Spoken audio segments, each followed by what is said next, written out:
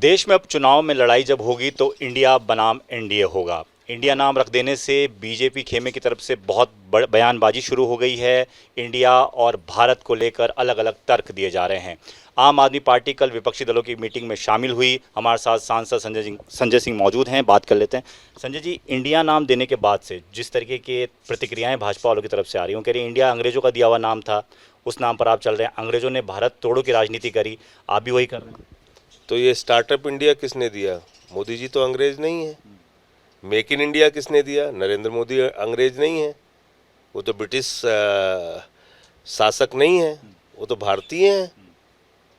तो ये इंडिया सारे योजनाओं में इंडिया का नाम क्यों दिया? और तो वो तो एक रैली में खुलेआम वो वीडियो का ये दिखा दूं आपको, वो साफ तौर पे कह रहे हैं कि वोट फॉर इंडिया। तो मैं फिर आपको कह रहा हूँ, इंडिया जीतेगा, भारत जीतेगा, भारतवासी जीतेगा। दूसरी बात यह है कि नरेंद्र मोदी और बीजेपी की घबराहट इंडिया की बैठक के बाद साफ तौर पे देखने को मिली। 38 राजनीतिक दल उन्होंने बुलाए। अब उन राजनीतिक दलों की हालत क्या है? एक कह रहा है हुजूर हमने 5,000 करोड़ का घोटाला किया है, दूसरा कह रहा है हमने 10 का किया है, तीसरा कह रहा है हमने 30,000 करोड़ का किया है।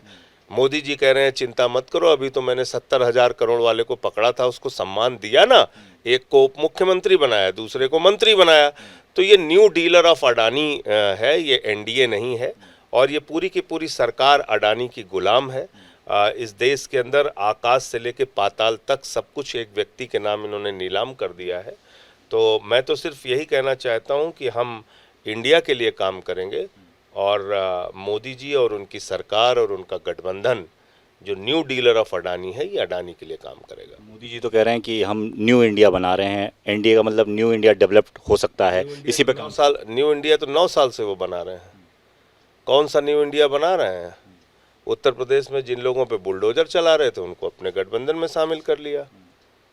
महाराष्ट्र में जिन लोगों पे 70,000 करोड़ का घोटाला पकड़ा था उनको अपने गठबंधन में शामिल कर लिया, गले लगा लिया। तो घोटालेबाजों का न्यू इंडिया बना रहे हैं, भ्रष्टाचारियों का न्यू इंडिया बना रहे हैं। अब सिर्फ दाऊद इब्राहिम का बीजेपी में आना बाकी रह गया है, बाकी तो कोई कसर छोड़ी नहीं उन्होंने।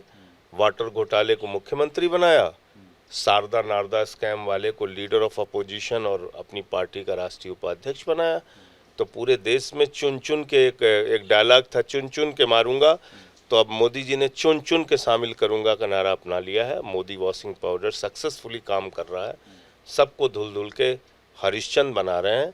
हत्या करो, लूट करो, डकैती करो, भ्रष्टाचार करो, बीजेपी में जाओ, मोदी वॉशिंग पाउडर से नहाओ और साफ सुथरे हो जाओ, ये हो रहा है। मीटिंग के बाद से बीजेपी नेताओं के इस तरह के बयान भी आ रहे हैं कि अभी टूट फूट एक तरीके से शुरू हो गई है। सुशील मोदी नाराज़, और सुशील मोदी कह रहे हैं कि नीतीश कुमार नाराज़ हैं, उनको संयोजक नहीं बनाया गया, उसका ऐलान होना था, वो घर चले गए।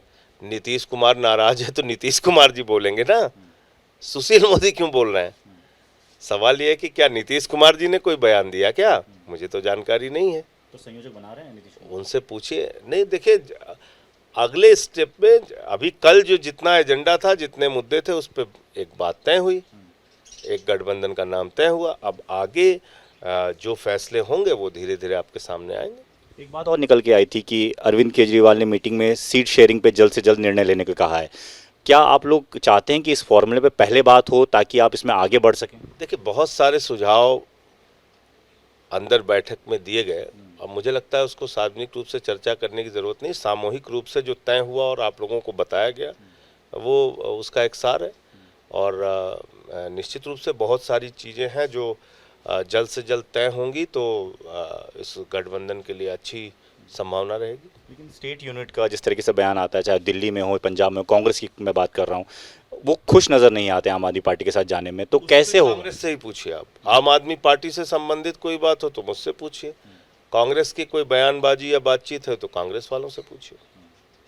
ऑल पार्टी मीटिंग में आप जा रहे हैं, और जा रहे हैं तो क्या मुद्दा अध्यादेश? मणिपुर मुद्दा होगा, महंगाई मुद्दा होगा और सबसे बढ़ के काला अध्यादेश मुद्दा होगा।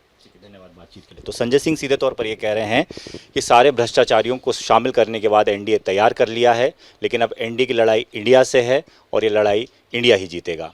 कैमरामैन वेद प्रकाश पांडे के साथ दीपक सिंह रावत, एबीपी न्यूज़, दिल्ली।